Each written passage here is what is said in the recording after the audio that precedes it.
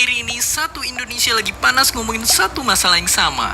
Undang-undang Omnibus Law Cipta Kerja. Di jalanan rakyat turun demonstrasi. Di media sosial kita perang melawan misinformasi. Dan pastinya di tengah-tengah kekacauan ini banyak orang jadi bertanya, kenapa pemerintah bersikeras pengen nerapin undang-undang ini? Dan apa tujuan Omnibus Law ini sebenarnya?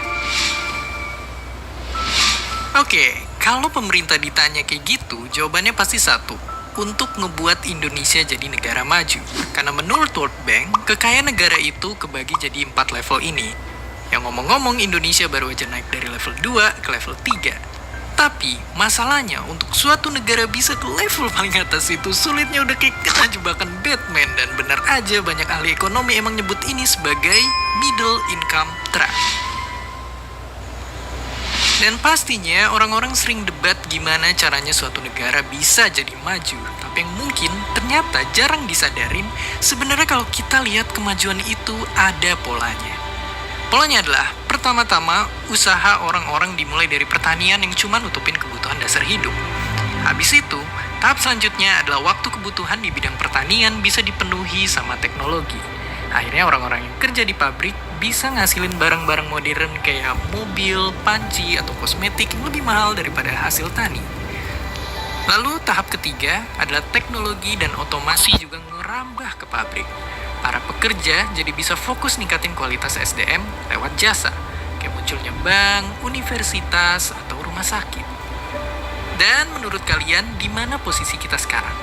Iya, kota-kota besar di Indonesia lagi ada di sini. Karena 10 tahun terakhir, tenaga kerja kita terus berkembang dari pertanian ke manufaktur hingga ke jasa. Dan kalau kita ngeliat sejarah, banyak negara berkembang, termasuk kita, bisa naik level dari level 1 ke level 2 karena negara-negara maju memperkerjakan buruh untuk produksi dan mengekspor barang-barang industri. Dan sewaktu banyak pekerja transisi dari pertanian jadi ke pabrik, mereka jadi punya pendapatan yang lebih tinggi. Naik gaji, bikin belanja jadi hobi, hobi belanja bikin bisnis lokal berjaya. Begitu terus berulang-ulang sampai semua orang tambah kaya. Iya, meskipun sekilas mungkin semuanya kedengeran bagus, tapi fakta mengejutkannya ini justru jadi bahaya kalau dilihat dari sisi global. Karena di negara berkembang kayak kita, upah buruh yang kompetitif justru jadi senjata. Karena kalau upah kita ketinggian tapi skill kita gitu-gitu aja, negara-negara maju jadi lebih milih mempekerjakan buruh negara lain yang upahnya lebih murah. Dan ngerinya, ini udah kejadian di negara kayak Brazil dan Afrika Selatan. Dan saat kejadian, para buruh nggak ada yang ngasih kerja dan negara belum cukup kaya untuk berdiri sendiri. Saat itulah negara jadi susah banget untuk naik level jadi negara berpenghasilan tinggi. Mungkin untuk selamanya. Makanya itulah yang idealnya Omnibus Law Cipta Kerja pengen cita-citakan.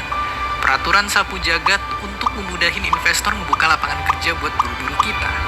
Dan mungkin sekilas kedengarannya ini adalah hal yang baik. Tapi kalau gitu, kenapa banyak yang gak puas bahkan marah-marah sama undang-undang ini? Oke, pertama-tama kita harus ngerti singkatnya, karena proses pembuatan Omnibus Law ini yang dinilai gak wajar. Dari awal penyusunan UU ini kurang libatin pekerja dan buruh. Selain itu, naskah UU-nya sendiri berkali-kali direvisi. Habis itu bukannya ngasih akses dan kejelasan, pemerintah malah terkesan tertutup dan bikin bingung masyarakat. Itu baru beberapa isu aja. Masih banyak lagi yang dipersoalkan para ahli tentang penyusunan UU ini. Terus, walaupun sekilas kelihatannya UU ini bakal ngundang investor, di sisi lain, mereka juga enggan ngasih duit ke negara yang gak peduli sama lingkungan. Faktanya, udah ada juga investor asing yang kecewa sama UU ini. Bahkan sebelumnya, Bank Dunia juga pun pernah minta pemerintah revisi UU ini karena dinilai bakal berdampak buruk sama lingkungan. Udah gitu, sekalipun investor beneran dateng, gak serta-merta masalah pengangguran Indonesia langsung selesai. Karena musuh terbesar ekonomi kita itu bukannya minim investasi, tapi maraknya korupsi. Bahkan kita bisa melihat fakta, data nunjukin kalau tiap tahunnya angka investasi kita terus naik, tapi tenaga kerja yang dihasilin malah terus-terusan turun.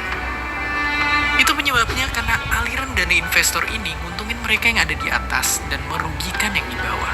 Kebanyakan investasi ini ternyata ngalir ke sektor jasa, bukan manufaktur apalagi pertanian. Sedangkan sektor jasa itu sangat manfaatin model teknologi dan gak perlu mempekerjakan banyak orang. berarti investasi di sektor jasa itu sendiri jelek. Tapi di sini, orang-orang yang nggak punya kesempatan untuk belajar skill-skill modern yang diperlukan bakalan habis disingkirkan teknologi.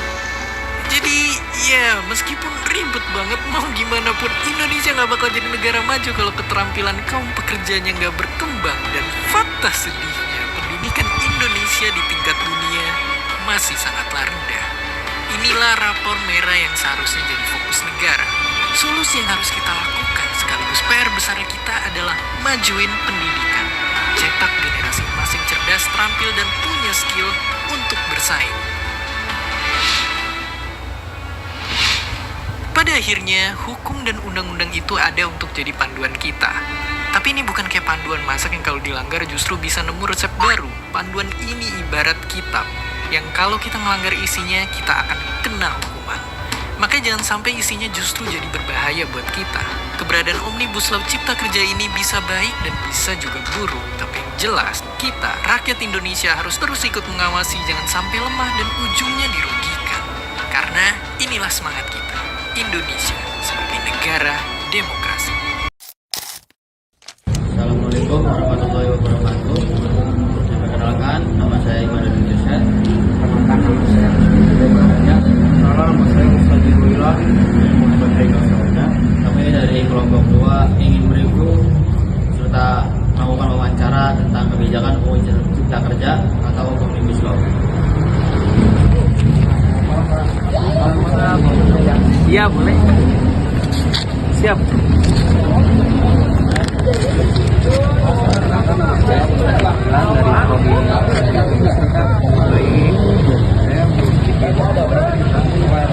Ya.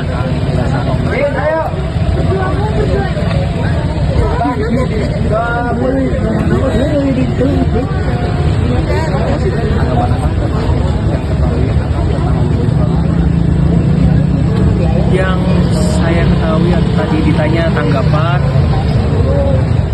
mungkin karena memang saya belum merasakan langsung, karena memang undang-undang ini kan masih terbilang baru, dibuat produk hukumnya masih baru. Tapi karena memang ada beberapa hal-hal yang memang menjadi permasalahan, baik itu di ranah perusahaan, karena kan ketika Omnibus Law ini kan artinya masuk ke semua lini gitu loh, ke semua lini pekerja gitu kan, jadi bukan hanya di perusahaan aja, bisa di lini manapun. Nah itu juga yang menjadi disuarakan oleh teman-teman, permasalahan-permasalahan yang ada, seperti yang paling jelas itu adalah outsourcing gitu kan. Itu yang menjadi permasalahan. Terus yang kedua adalah menghilangkan, mungkin kalau aturan menghilangkan saya kurang paham, tapi yang saya dengar itu adalah ketika karyawan tetap itu sudah mulai sedikit tidak digunakan, tapi lebih menggunakan kontrak terus menerus gitu sampai pensiun gitu kan, kontrak terus menerus. Lalu juga masalah tunjangan yang tadinya sudah diatur di undang-undang sebelumnya, lalu ada perubahan, akhirnya mencapai batasan yang sangat merugikan bagi pihak pekerja gitu, yang sudah bekerja 8 jam lebih tapi kurang mendapatkan hasil yang maksimal gitu.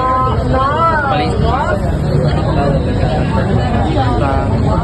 dengan adanya Indonesia negara demokrasi, kami berpendapat apakah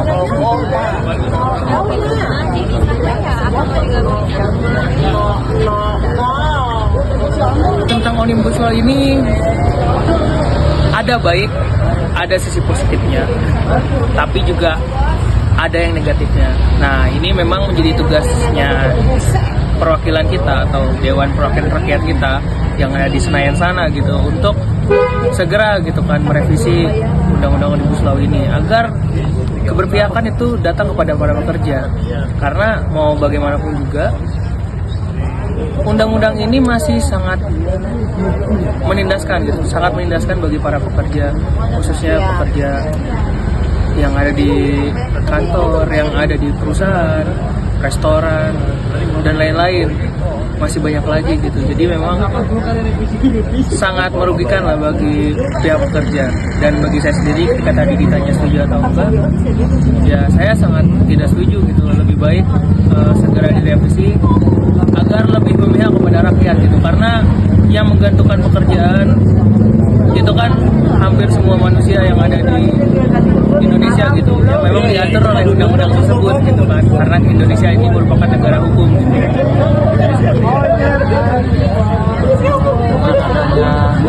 Omnibus Law ini pemerintah katanya akan datang investor besar. Apakah itu betul? Kenapa-napa atau tidak? Investor sampai kapanpun akan datang, dan juga entah datangnya akan berbentuk seperti apa, apakah akan berbentuk uang, ataukah akan berbentuk investasi perusahaan, ataukah akan berbentuk hutang.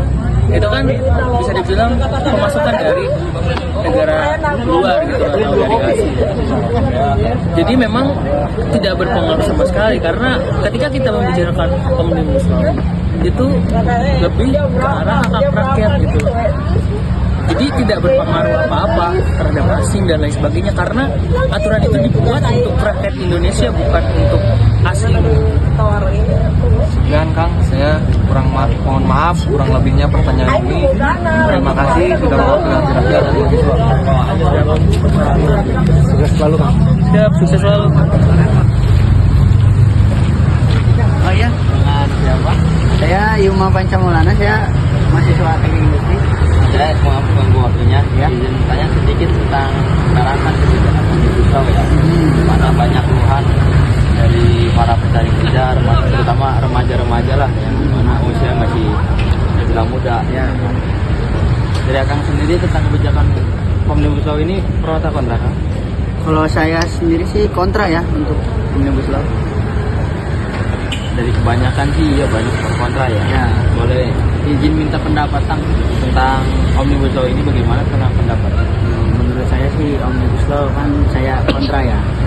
Karena ya gimana ya, untuk sekarang generasi saya gini kan yang ambil mencari kerja gitu, susah aja gitu, kayak harus magang dulu, kontraknya juga nggak tetap, dan gimana ya, nggak pasti gitu kontraknya.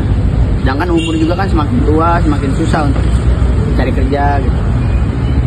Dan ya banyak lah kontra-kontranya tuh ya, kayak pemaparan Omnibus Law-nya juga nggak terbuka, nggak transparan, semua juga tahu lah gitu.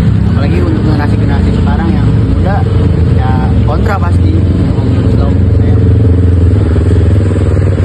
Kan kalau anak muda ini kontra ya tentang kebijakan Kontra. karena banyak keluar dari kontrak yang tidak tentu Ya. dan juga ya masa kerja yang kurang panjang lah. Ya, Kalau harapan ke depannya Kang tentang kebijakan Omnibus Law ini bagaimana? harapan saya sih kedepannya Omnibus Law tuh ya bagusnya untuk generasi sekarang, generasi muda tuh ya dipermudah lah cari kerjanya, karena kan ya sekarang kan lagi ada bonus demografi gitu Indonesia tuh kan. Jadi usia matangnya itu banyak, sedangkan lapangan pekerjaan dikit gitu. Udah mah saat kerjanya juga kena Omnibus Law. Itu menyulitkan lah untuk kita, untuk generasi sekarang tuh menyulitkan. Saya inginnya kedepannya mungkin ya dipermudah lagi cari kerjanya, ya tidak dipersulit, kontraknya juga jelas. Sedangkan sekarang kurang jelas. Jadi itu pendapat dari Kang sendiri. Ya. Maaf mengganggu waktunya. Terima Siap, kasih, Kang. terima kasih Kang. Oke Kang. Malam Kang. Iya. Perkenalkan nama saya Bilang dari Prodi PGSD. Perkenalkan nama saya Raja dari tentang kan sekarang pemerintah mengeluarkan UU Cipta Kerja. Pendapat Kang, Omnibus Law itu apa? Saya tidak setuju dengan Omnibus Law karena undang-undang ini cenderung lebih menguntungkan kepentingan investor dan korporasi besar dibandingkan dengan melindungi hak-hak pekerja dan lingkungan. Menurut Kakang, harapan Omnibus Law itu? Saya berharap pemerintah dan DPR dapat meninjau kembali isi Omnibus Law secara menyeluruh dengan melibatkan partisipasi aktif dari masyarakat, khususnya kelompok buruh, petani, aktivitas lingkungan, dan akademisi. Terima kasih Kang. Ya, sama-sama. Dengan akan siapa? Stefanus. Stefanus. Ini pertanyaan kan saya dari kampus Karawang perihal Omnibus Law yang sedang kini trending di media sosial. Izin bertanya nih Kang, kan sekarang ini pemerintah mengeluarkan UU Cipta Tenaga Kerja ya Kang ya, atau Omnibus Law yang kita tahu banyak di luar sana banyak pro dan kontra, yang misalkan seperti kebijakan pemerintah yang dari pusatnya mencari kerja bagi para pencari kerja buruh dan dan juga seperti para pekerja yang tidak buruh dan banyak pilihan dan para remaja yang sedang mencari kerja. Nah, apa sih pendapat Kang Stefanus tentang kebijakan Omnibus Law ini? Kalau menurut saya sudut pandangnya ya, saya kurang setuju dengan Omnibus Law karena dalam proses penyusunan terkesan terburu-buru dan kurang melibatkan partisipasi publik secara menyeluruh. Selain itu ada kekhawatiran bahwa beberapa pasal merugikan hak-hak buruh dan melemahkan perlindungan lingkungan. Reformasi hukum seharusnya dilakukan dengan transparan atau berpihak pada kepentingan rakyat. Jadi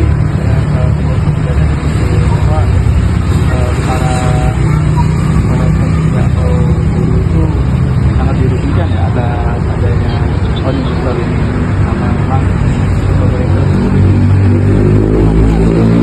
rakyat-rakyat yang mungkin bisa bilang kasta akan kurang milik ke kurang banyak bawah.